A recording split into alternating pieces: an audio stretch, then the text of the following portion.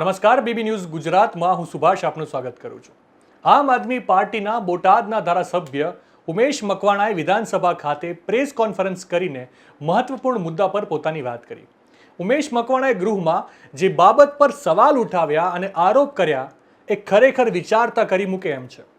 ધારાસભ્ય 1 વર્ષ પહેલા ચોક્કસ પુરાવા સાથે 48 જેટલા રોડના કામમાં કૌભાંડ થયાની ફરિયાદ કરે છે, પણ કોઈ યોગ્ય કાર્યવાહી થતી જ નથી.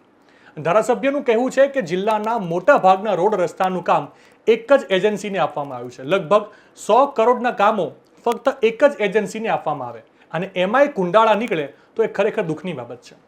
ધારાસભ્યના આરોપ મુજબ બોટાદમાં બુટલેગરોને અને ગુનાહિત કામોમાં સંડોવાયેલા લોકોને હથિયારના લાયસન્સ આપવામાં આવી રહ્યા છે, પરંતુ એક ધારાસભ્યને હથિયારનું લાયસન્સ આપવામાં આવતું નથી. ગૃહમાં કોઈ ધારાસભ્ય આટલા ગંભીર આરોપ લગાવે તો ચોક્કસથી એ સમજી શકાય કે ક્યાંક તો કાચું રંધાઈ રહ્યું છે. ઉમેશ મકવાણા ગૃહમાં શું બોલ્યા અને કેવા આરોપ લગાવ્યા, વિગતે સાંભળીએ. વિધાનસભા ગૃહમાં પ્રશ્નોત્તરી કાળ દરમિયાન પ્રશ્ન ક્રમાંક નંબર 12માં માનનીય મુખ્યમંત્રીશ્રીને મેં એક પ્રશ્ન પૂછ્યો હતો ગૃહના મારફત કે મારા મત વિસ્તાર બોટાદમાં બોટાદથી તુરખા, બોટાદથી લાઠીદળ અને કેરિયાનો ઢાળ વિવિધ 48 જેટલા રોડોનું જે કામ કરવામાં આવ્યું છે એમાં ગેરરીતિ જણાય છે, તો રાજ્ય સરકારે કે માર્ગ અને મકાન વિભાગે આની ઉપર કોઈ કાર્યવાહી કરી છે કે કેમ, અને કરી હોય તો કેવા પ્રકારની કાર્યવાહી કરવામાં આવી છે? તો તેના જવાબમાં માનનીય મંત્રીશ્રીએ મને ગૃહની અંદર જવાબ આપવામાં આવ્યો હતો કે મારા મારફત 48 જેટલા રોડોની તપાસની મેં માંગણી કરી હતી માનનીય મુખ્યમંત્રીશ્રીને, જેમાંથી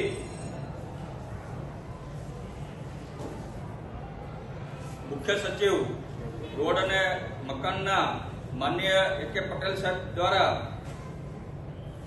9 જેટલા આપ જોઈ શકો છો રોડોના તપાસના હુકમો કર્યા હતા, જેમાં બોટાદથી બદલાનો રોડ હોય, બોટાદથી રંગપતનો રોડ હોય, બોટાદથી કચ્છનો રોડ હોય, બોટાદ ધંધુકા બરવારાનો રોડ હોય, બોટાદ તુરખાનો રોડ હોય,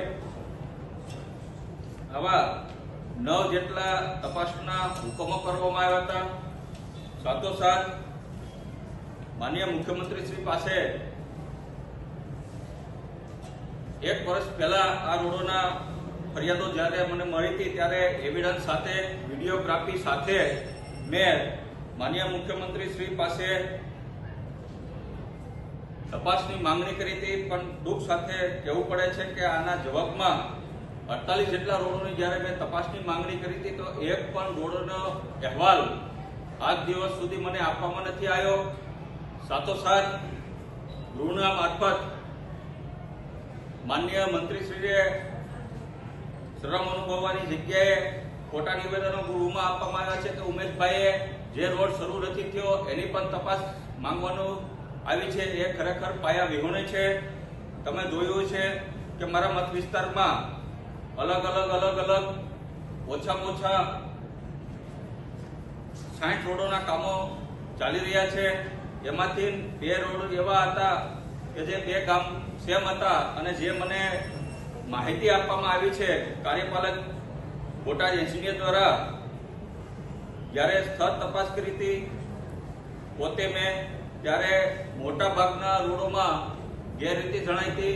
મોટા ભાગના રોડ જે કરવામાં આવ્યા છે એમાં એક જ એજન્સીને કામ આપવામાં આવી રહ્યા છે, જે ભાજપનો પોતે હોદ્દેદાર છે.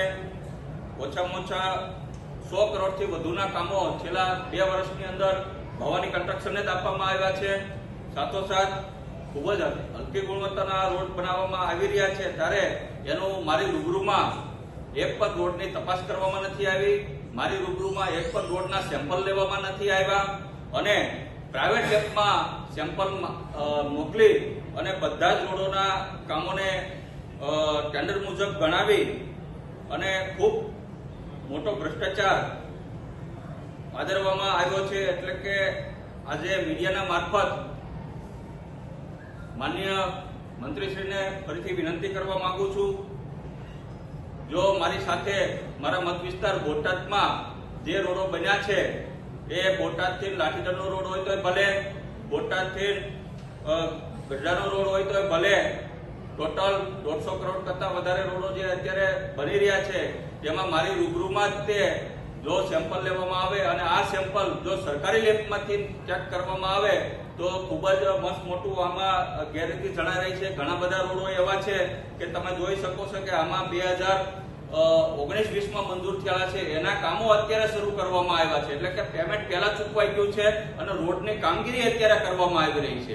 આ ફર્સ્ટ અધિકારીએ મને આ માહિતી આપી છે, તમે જોઈ શકો છો. એટલે કે ઘણા બધા રોડો એવા છે કે જે ભાજપના કોર્પોરેટર દ્વારા કે એના મળતિયાઓ દ્વારા ખોટા પ્રોગ્રેસ રિપોર્ટ બનાવવામાં આવ્યા છે અને મસ્ત મોટું મારા બોટાદ જિલ્લામાં રોડ અને બિલ્ડિંગનું કૌભાંડ ચાલી રહ્યું છે. એમાં માનનીય મંત્રીશ્રી દ્વારા તપાસ કરવાની બદલે ગૃહમાં ખોટા નિવેદનો આપી અને આમ આદમી પાર્ટીને અને મને વ્યક્તિગત બદનામ કરવાનું કામ કરી રહ્યા છે. અને જો મંત્રીશ્રીમાં કે મુખ્યમંત્રીશ્રીમાં હિંમત હોય તો પછી મારી રૂબરૂમાં જ તે જે રોડોના કામો ચાલી રહ્યા છે, જે થઈ ગયા છે અને પેમેન્ટ ચૂકવાઈ ગયું છે ખોટા પ્રોગ્રેસ રિપોર્ટ દ્વારા, જો મારી રૂબરૂમાં તેના સેમ્પલો ઉઠાવવામાં આવે તો દૂધનું દૂધ અને પાણીનું પાણી થઈ જાય છે. અને સાથોસાથ પ્રશ્ન મારો બીજો હતો ગૃહના મારફત કે ભાઈ મારા બોટાદ જિલ્લાની અંદર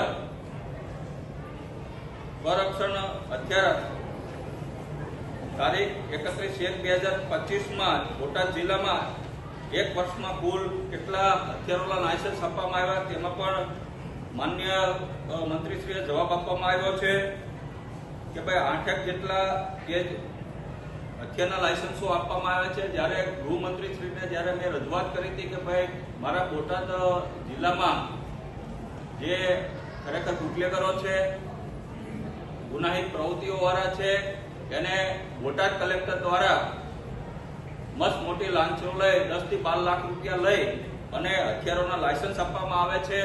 જ્યારે પ્રજાનું કામ કરતા ધારાસભ્ય હોય એને લાયસન્સ આપવામાં આવતા નથી, તો આજે તમે જોયું છે ગૃહના મારફત આનો જવાબ આપવામાં આવે છે. 1 વર્ષમાં 8 જેટલા બોટાદ જિલ્લામાં હથિયારના લાયસન્સો આપવામાં આવે છે. જ્યારે ગૃહમાં માનનીય ગૃહમંત્રીએ એવું જણાવ્યું હતું કે એક પણ હથિયારનું લાયસન્સ બોટાદમાં આપવામાં આવ્યું નથી, પણ આ વર્ષે પાછું એમનો જવાબ પણ ખોટો આપવામાં આવી રહ્યો છે. એટલે કે બોટાદ કલેક્ટર અને બોટાદ પોલીસ અધિક્ષક દ્વારા જે એની ઉપર ગુનાઓ દાખલ છે, જે બુટલેગરો છે એને મસ્ત મોટી લાંચો લઈ. નવા સમાચાર નવી અપડેટ સાથે ફરી મળીશું, ત્યાં સુધી મને રજા આપશો. નમસ્કાર.